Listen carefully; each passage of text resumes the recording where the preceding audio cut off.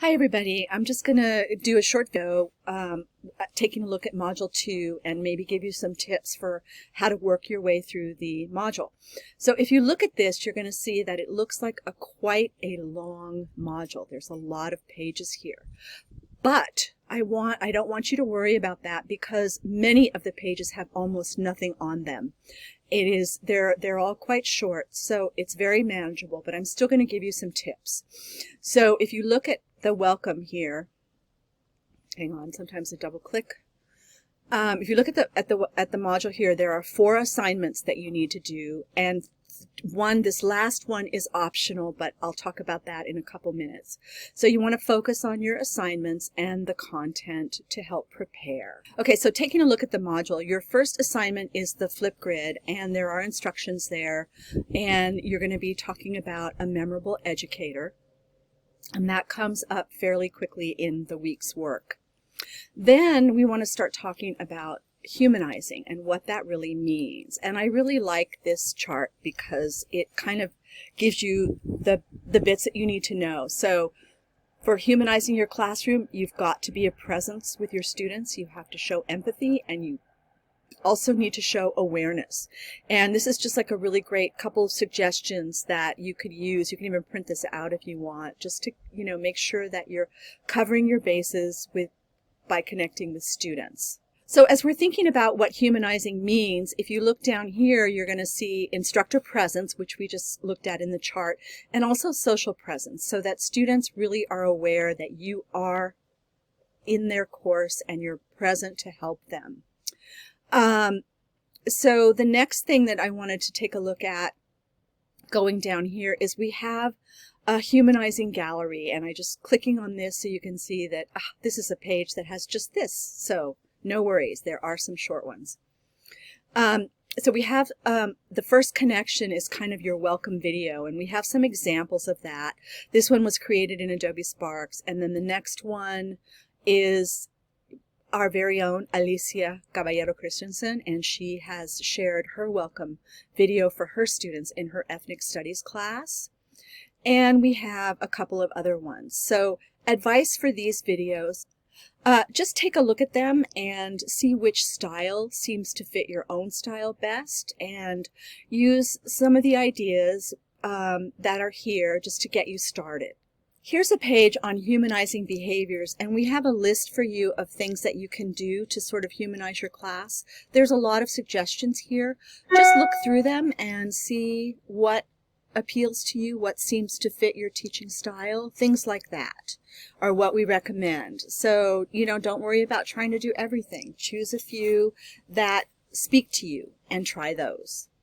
And here are some strategies. We have a lot of links to outside locations outside of Canvas.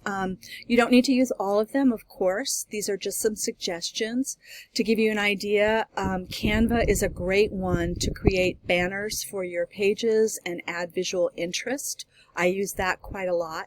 We've all already been using Screencast-O-Matic, and of course that works really well, and it's what I'm doing right now actually. You can share a personal story, a short video of a personal story that relates to what you're trying to teach your students. So there are lots and lots of possibilities. And this is a course tour video could also make your students feel a lot more secure with the course content and with the Canvas site. So that's another really great thing that you can do. Okay, this is your main assignment for this week, which is to record, upload, caption, and share a video. And there are instructions here. Some people find it a little complicated when they do their first one, but it's super easy, and we're here. We're going to be at office hours on Thursday. Contact us for whatever support you may need. Basically, when you get this figured out, which is, make your first videos, and you've already done Screencast-O-Matic, so it's probably super easy for you. Just try it, and you're going to be addicted. I do a lot of videos in my course, and some short ones, some longer ones. I find that my students interact better. They go through the material easier if I've given them some sort of a video that kind of explains what I'm expecting and ways to tackle the work. There are some really easy ways to help your students create their own videos to share.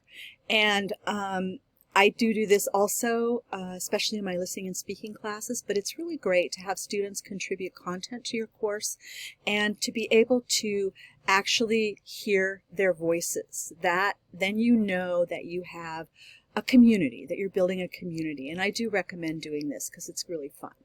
One of the reasons that we have videos and links and written material for students to read in this course is because we're aware that students have different learning styles, and presenting material to them in different modalities can be really, really helpful. Some students learn better by reading, others learn better by watching or listening. So you want to keep in mind that students really need different types of input from you, and it's really easy to do a little bit of something for them to read, attach a short video. That way you'll know that at least the content is accessible to most of your students and their learning styles. This is kind of an idea for universal design, and is just a framework to help you understand a little bit how people learn, and it's a way to kind of intentionally design your course. So, take a look at this and see what you think about it, and there are some useful tips for how students learn best.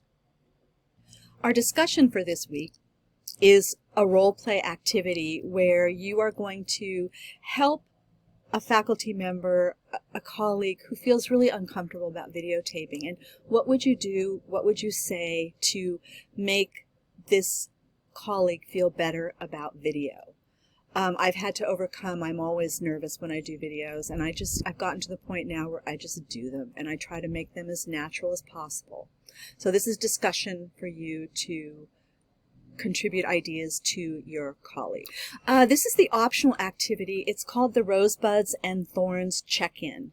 And this is just a Padlet, and basically all you do is click on this little plus sign and write the sentence that you want to write. So for Rosebuds, it is tell us all one thing that's going really well, and Thorns is to tell us something that could improve. It is optional, but we encourage you to do this because it's a really good way to connect with your classmates, see how they're doing in the course, and perhaps offer some suggestions to help things go better for your colleagues. Here we are at the end of the module. And to recap a little bit of what I wanted to say, there's a lot of material this week. We hope that you'll look at it. We hope that you'll pick and choose the things that speak to you and to help you. We have a lot of different examples for you. You don't need to interact with all the examples. For the videos, we recommend watching the first few seconds of it. Try to see what the theme is. Does this video seem like something that might be helpful for you? If not, move on to the next one, and that's fine to do. I also want to tell you that I also took this course last fall. I thought it was an amazing course. It really opened my eyes to ways of being present with my students. This spring semester, I taught 2 hybrid courses in ESOL, and I really applied everything I learned in this course.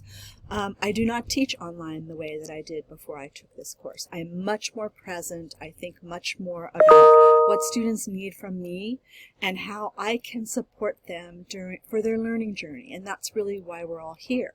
So good luck this week. Remember to come to office hours if we can help you on Thursday, and keep in touch. And even if you don't have questions, come check in with us during office hours and let us know how things are going. Good luck this week.